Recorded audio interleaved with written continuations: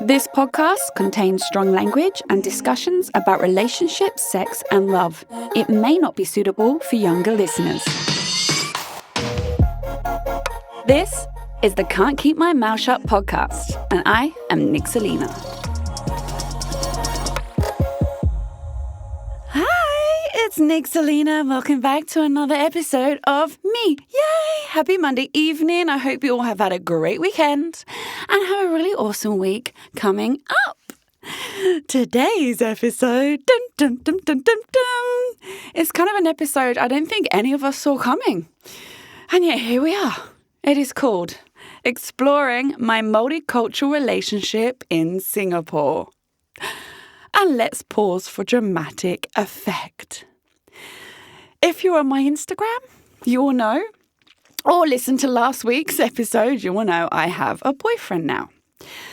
But not only do I have a boyfriend, he's Singaporean. What? I know. Trust me, I know, brain blown. And I don't know if any of you were on my social media, say last year, I actually threw, this is relevant to the story, I promise. I threw a party, single as fuck party, right? A really cool networking event. Singles from everywhere can come, open to all, drink, have fun, play with some adult toys, and yeah, just generally network and maybe meet people. So, great success. I ended up spending most of my time with my three local boy mates. We were all doing shots. Heart you, Edwin. We were doing shots until ridiculous o'clock. Like, we all stumbled home. And lots of people, I think, left at maybe like 10:30, 11. Yeah, we were there till the end. And I recorded it all, right? Documented it all. Whatever. We're there filming. Great. I did a Q&A, anonymous Q&A, like maybe a month later. And that anonymous Q&A went down the route of that party. For some reason, one person asked something and then it spiraled. And a lot of the questions was, why did you spend all your time with your Angmo friends? Like, what? Oh, why do you only date white boys? You don't date any locals. And it was like really aggressive questions based on absolute bollocks. And I'm like, hang on a minute, what? Firstly, I was with my local boy mates most of the night versus my other friends. So this whole like, I only hang out with my expat mates is just utter trash. And secondly, and I try to explain this in my response, it's not that I don't not date locals. It just, I hadn't met someone that I fancied. So for my dating history, for complete clarification, I moved here in a long-term relationship. I was with the guy for 4.5 years and I moved him over from the UK, right? And then I only had 6 months of being single and I really stayed single because I was heartbroken. We know that's what I do, don't we? I do that. I'm very, very strong-filled about like staying single when you're heartbroken. So that was 6 months, and then I met the fiancé, who just so happened to be Australian. Could have been anyone, right? We met organically. I fancied him, he fancied me at the time, and that was that. And then after I left the fiancé, I just dated and I didn't really date anyone, there was no one that I gave a shit about. But it's not like I'm actively not dating. I wouldn't avoid anyone. I just have to fancy someone. That's all. That's a prerequisite. I have to see a guy and be like, oh my God, you are hot. That's the start of the conversation. And then I have to get talking to them and then start, I have to find them funny. You got to make me laugh, bro. I got to piss my pants a little bit. And then I got to find them intelligent. They got to be able to hold a conversation. They got to make me think about stuff, There's all that depth. And then if they tick all those boxes, then I'm in. And I guess at that point, it was worth introducing you to my partner, who is in fact all of the above. So we met on a random Tuesday at Employees Only. Yep. Your girl was at a press event, wasn't I? Ow. I was out. Don't usually go out midweek as much as like it looks. I know everyone's like, Nick's girl, you're out all the fucking time. But on a Tuesday night, I'm usually at netball. So this was a very particular evening that I was at a press event run by a really good friend of mine. So I was there to support, and I ended up going to after to meet a mate. And my partner was there with my friend. And I remember we went outside to have a cigarette, and it was the first time I'd looked at him. So there was loads of people around, like it's a big group. And I was just catching up with my girlfriend. But then I was like, okay, I'm going out for a smoke. And he's like, yeah, me too. I'll come with. And I got outside and I just looked at him. I was like, fucking hell, you're beautiful. You know when you just look at someone, I'm like, you are so pretty. Like, you are really pretty. And he just smiled. And then the smile, like, elevates how gorgeous he is times 100. And I was like, are you single? He's like, yep. I'm like, yeah, me too. And I asked him his age. He's 30. I'm like, okay, I'm 36, 6 years older. Okay. Basically, we kind of just immediately hit it off. And have been inseparable ever since that night. And I mean inseparable. How much detail do I go into?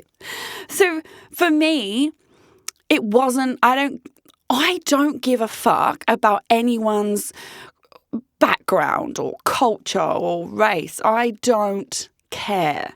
I care about the soul. I care about the individual, the person, you know?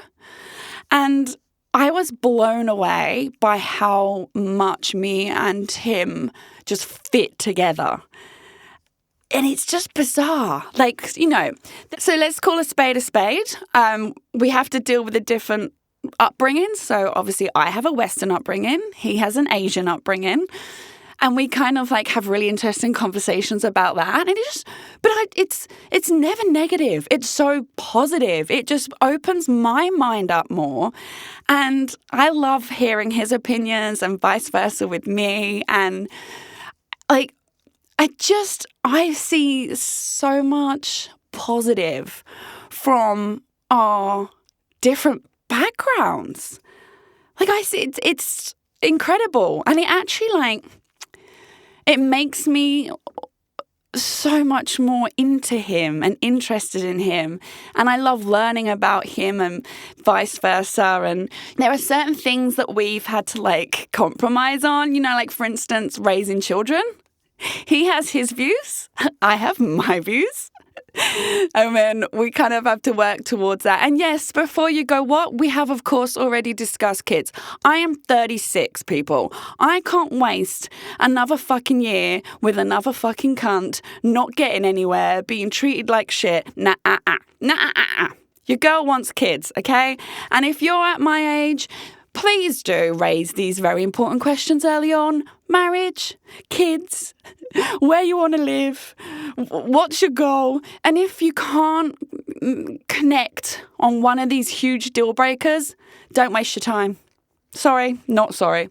So with him, we have had the discussion. Thank fuck he wants kids. He wants way more than I do. He wants 6 of them. 6? Mate, I'm giving you 2 at a fucking push. And at a push, I mean literally. 6 will break my body into a billion pieces. But even that, I'm like 2. 6? 6. Okay, now I'm going to be busy and traumatised. Imagine 6 of me. This is what I said to him last night. Imagine a miniature me running round terrorising us. I'm not even sure one's a good idea. A mini Nick Selena. Nah. But on the topic of kids, fuck me, that man is beautiful. I'm like, think of our children. He's so stunning. I could look at his face all fucking day, honestly. And what makes him so much more attractive is personality and the way he's so thoughtful and caring. And I never had this with my exes. And I don't know whether it is the cultural upbringing and the background, but he thinks about me and my wants and my needs, and he prioritizes that at all times. My ex gave no fucks. I was basically a trophy bitch to my ex, and I did whatever he needed at the time, and then he'd do whatever he wanted to do. This is so different. This feels like a completely different level of relationship where there's actually like respect for each other, open communication, but also like we love to go out and party. Like for some reason, me and him, we're up till fucking 7 a.m, 4 a.m. I'm like, how? I need sleep. I can't continue like this. Just always up together. I never want the nights to end. And we just have the most fun. Now, I know what you're going to be asking. You're like, yeah, blah, blah, blah. But what about how other people react to you? No one fucking cares. Honestly, so far, and I know if this could change or there'll be incidences, I'm sure, in the future, but no one looks at us or says anything. You know, we get in cabs, we go out, like, to bars, clubs, to the beach. No one says anything at all. I mean, like, I do see, we was walking on Sentosa last weekend, and I did see a lot of people looking at us, but it might just be, I mean, because he's an extremely good-looking boy. So it could just be that. But no, I've had no bad backlash, no comments made, nothing. And it's interesting because you would think that you would. And I actually had a really good chat with one of my girlfriends recently, who's also just started dating a Singaporean as well. We're both like, what? She's also from the UK. She's lived here a few years.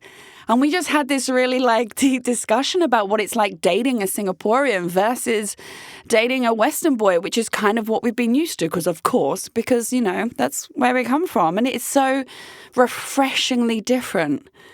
It just feels like a very honest space and a very loving space.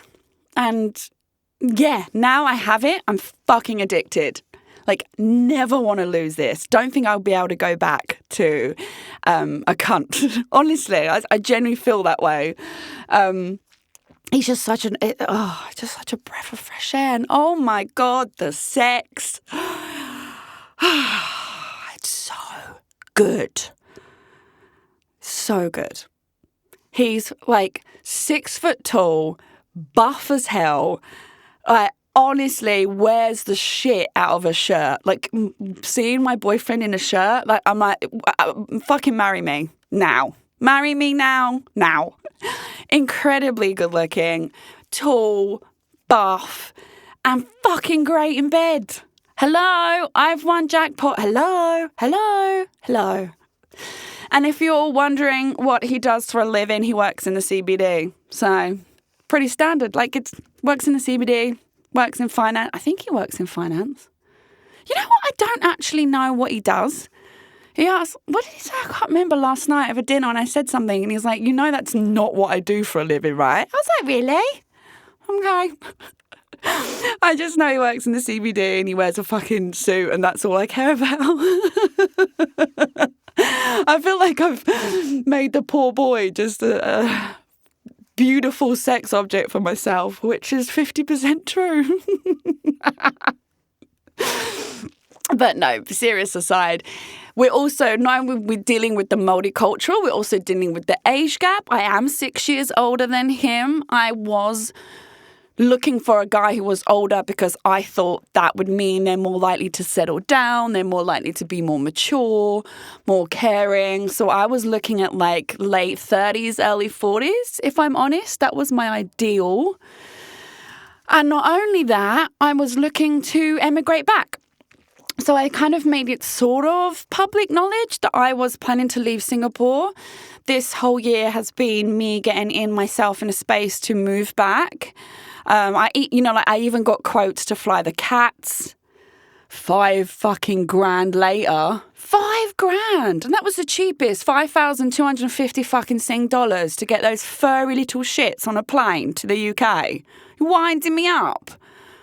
I'm just going to pick my favourite, innit? Take one. I'm kidding. My children come with me, whatever happens. But yeah, I was planning to fly my babies back. I was looking at jobs in London. I was applying for jobs in London. I was looking at jobs in Australia, Dubai. I was leaving Singapore 110%. I even told my family. We had a plan in place. I was going to tell my lodger because she's renting my apartment in the UK. It was a done and dusted deal.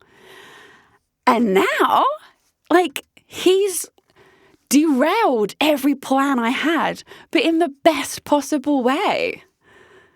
He's like, okay, you got to apply for PR now. I'm like, what? Really? Really? I never even thought about that. And next year is my 8th year in Singapore. 8 fucking years living here.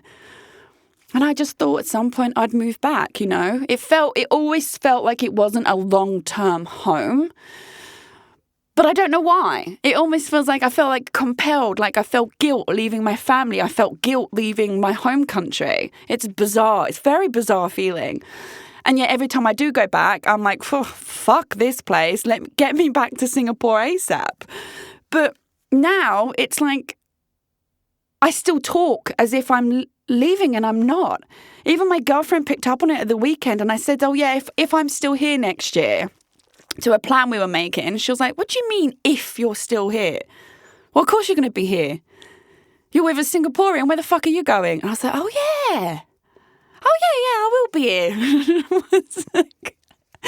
It's bizarre. It's a bizarre thing. And it's literally blindsided me. It's come out of fucking nowhere. Honest to God, nowhere.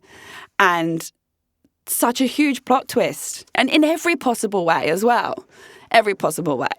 Like even we talk about stuff like I'm putting up my Christmas tree, you know? And I'm like, do you want me to cook you a roast dinner? And I'll put up the Christmas tree. And he's like, I've never had a British roast dinner. What? Mate, you've never had a British roast dinner. Firstly, I cook the fucking best ones, and if you're on my Insta, you would have seen them. Secondly, it's like a rite of passage. So now I'm like, gonna have to cook you a roast dinner. And I'm he's introducing me to local food that he eats, and I'm like, okay, I'm gonna try it for you. Sometimes I love it, sometimes I hate it, but it's just so much fun to bring the different cultures together, and it just so works for us. He adores me. I adore him. We connect on every possible level that I'd need from a relationship. And yeah, like it's long term for sure.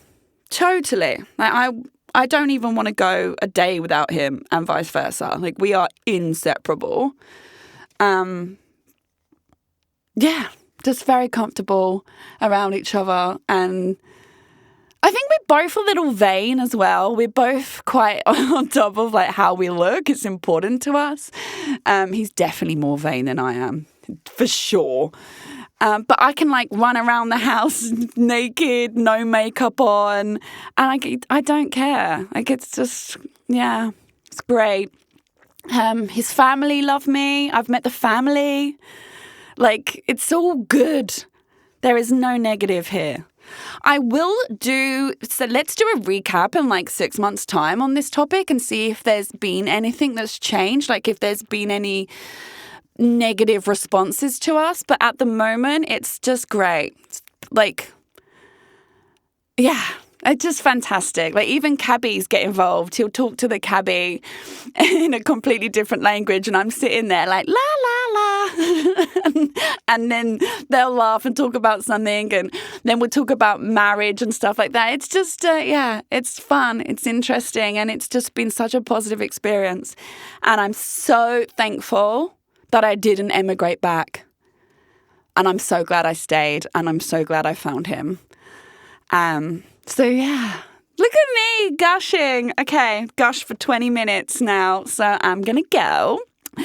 But also would love to hear your thoughts. Are you in a multicultural relationship in Singapore? How have you found it? Where did you meet? Have there been any issues or negativity? And what's the deal? Please do share your stories with me. I'd love to hear them. You can slide into my DMs. As always, I'm on TikTok, Instagram, and all social media platforms at Nixalina, Nixalina.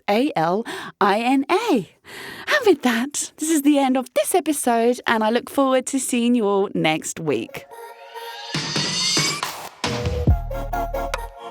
Thanks for listening to the Can't Keep My Mouth Shut podcast.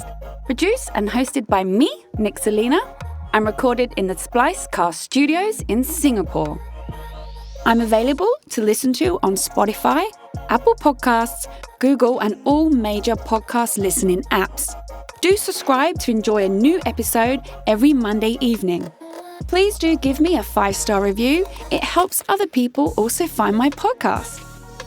For more content and features to read, you can check out my website, nixalina.com.